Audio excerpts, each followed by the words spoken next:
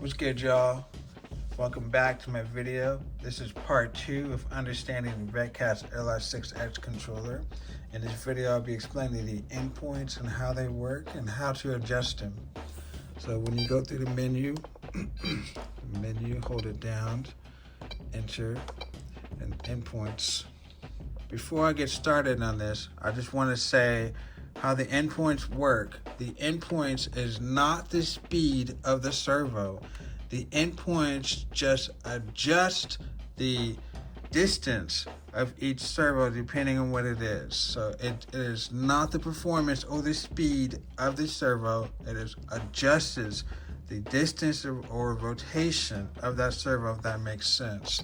You notice here, all the numbers are not exactly the same. They will be different.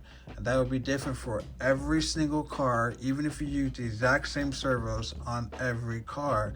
That's just how the endpoints are.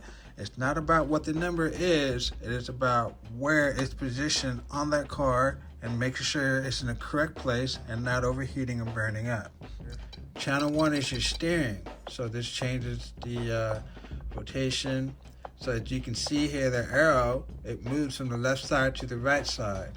So when I hit the left side, it shows the left side, and then the right side, it shows the right side of the switch. That goes for each and every endpoint.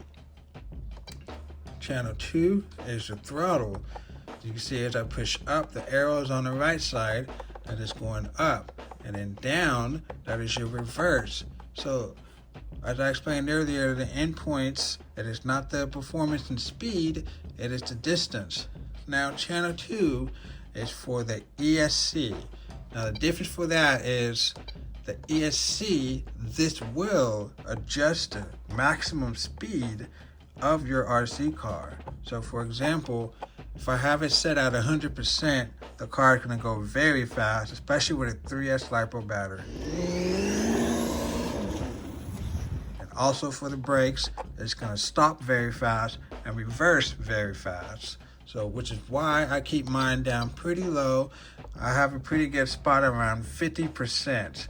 But I have to be honest, if you have a car that you enjoy driving pretty fast, and granted the risk you may take with these smaller rims, I have to say it is very fun to drive one of these at 100%.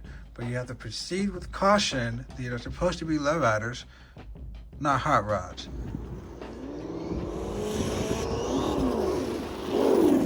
Anyways, as I was mentioning that also helps with the endpoints being set lower, the car moves slower. So when you have it set at 100%, it goes a lot quicker on the throttle. But if you keep it down low around 50%, it's easier to coast and have control of your throttle as you raise and lower it. Channel 3 is your front hopping servo. One tip I will say for that, if you have a single setup, a stock setup, I have best results setting the endpoints at 50%. And then you adjust your endpoints from there. It seems like with the such short distance that it goes, 100% seems like it is too much. Seems like the servos are extending too far and it can cause it to burn out. Channel 4 is the other channel. Usually it's not used for anything. On a single servo setup, I like to use it as an aux switch. If you can get an aux switch module to add to the car, you can control your LED lights or something with it. And then you have channel 5. As you can see here, it's showing when it's down low, which is going to be the first part, which is when this car is down low. And then when you raise it up, it should be the car when it's completely raised. Same thing on channel 6. As you can see here, it's set at 80% when it's down low. And then when you raise the switch, which is the car raising up, it's shown at 75%.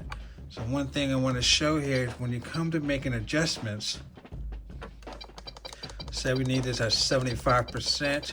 Also, when you're adjusting your endpoints, you want to be watching the car and seeing where that servo is going to land. Say we need to raise it up to 75%, and that's all we need to do. So when you're done, make sure you hold the cancel save button. Hold it down. It's going to save your settings. So when you go back, as you can see, it's still keeping it at 75%. Now the reason I say that is if you set this, say for example, 50%, if you don't hold that button, when you go back, it goes back to where it originally was, which is why you have to press and hold the cancel save button to change all your settings. That goes for everything in this controller. You must hold the cancel save button. But also one other thing you can do is if you wanted to reset it, if you hold the menu enter button, it changes it back to 100%.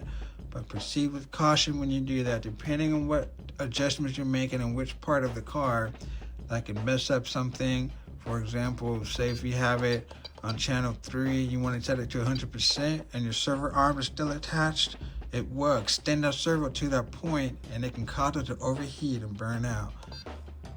Alright, so that is the basis of this. Let me show you the next clip where I will show you how to set up the endpoints, for example, on the front servo and watch it on live action.